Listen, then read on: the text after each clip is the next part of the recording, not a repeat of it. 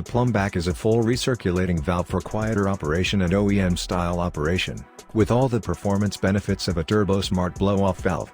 The standard bypass valve on the 1.0-liter Ecoboost engines is a weak, plastic, diaphragm-type valve, a type of valve that has a track record of failures. Turbosmart's billet aluminum replacement is manufactured with precision, designed for unlimited boost holding capability, excellent response times and heavy-duty reliability.